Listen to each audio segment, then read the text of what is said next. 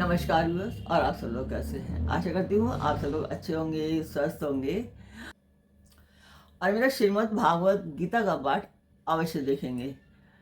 तो अभी तक मैं शॉर्ट वीडियोस बना रही थी, अभी मैं ये थोड़ा लॉन्ग वीडियो बनाऊंगी। ज़्यादा बड़ा नहीं होगा, थोड़ा सा ही 3-4 मिनट तक का होगा। तो मैं इतना ही बनाऊंगी और इसमें श्री कृष्ण और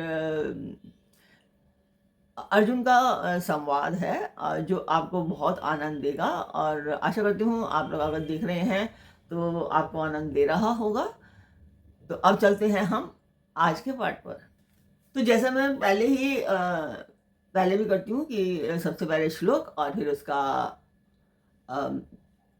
हिंदी रूपांतरण जो कृष्ण जी ने कहा है, जिस तरह से कृष्ण जी ने कहा है, मैं श्रीमद् भागवत से पढ़ रही हूँ। तो एज इट इज पढ़ रही हूँ। आपको किसी दूसरे वे में, शॉर्ट वे में बताया गया होगा पहले, बट मैं आपको जो एक्चुअल है मैं आपको वो बता रही हूँ।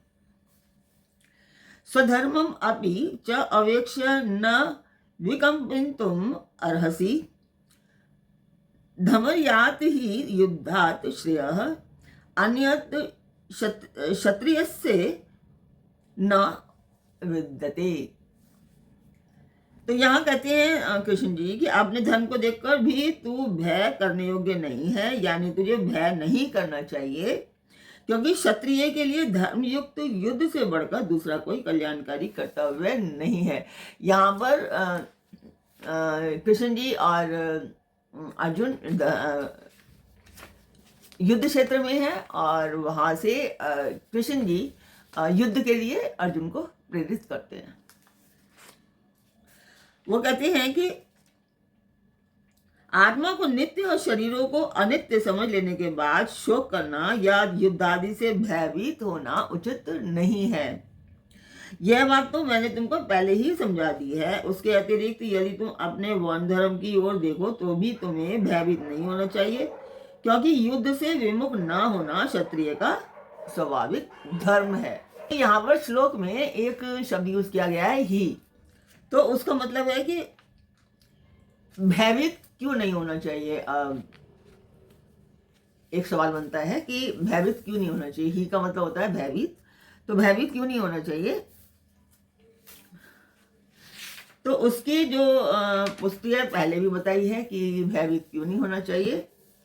अभी मैं आगे बताती हूँ कि भगवान ने यह दिखाया है कि जिस युद्ध का आरंभ अनिति या लोभ के कारण नहीं किया गया एवं जिसमें अन्याय आचरण नहीं किया जाता हो, किंतु जो धर्म संगत हो, कर्तव्य रूप से प्राप्त हो